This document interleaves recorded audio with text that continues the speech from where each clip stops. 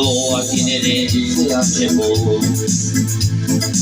Anii nici nu știu cum au trecut, multe primăveri s-au dus, multe lacrimi s-au scurs.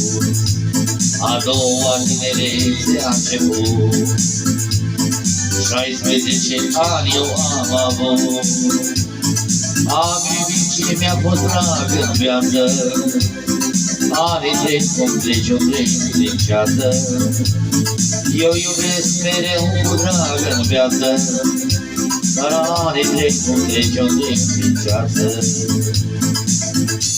O înțelege cu anii vreau să fac, vreau să trăiesc iubit mereu cu mare drag.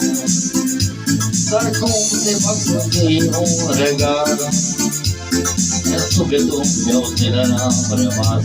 O înțelege cu anii vreau să fac, vreau să trăiesc iubit mereu cu mare drag. Dar cum se fac să fie un regal, în sufletul meu tânăr-am rămas.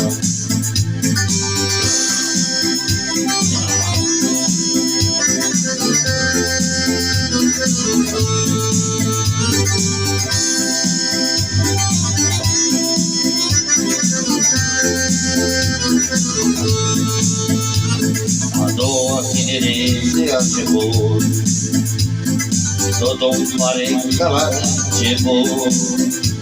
Dacă mă strigă fiul meu în viață, vreau că viața asta-i cu dulceață.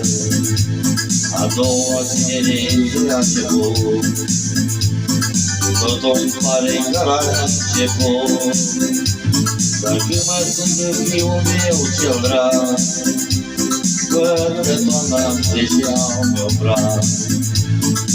Eu iubesc mereu cu drag în viață, dar anii trec cum trece un tren din ceață. O înțelegere cu anii vreau să fac, vreau să trăiesc iubit cântând cu mare drag. Dar cum să fac să-mi fie un regal, în viața asta tânăr am rămas. O înțelegere cu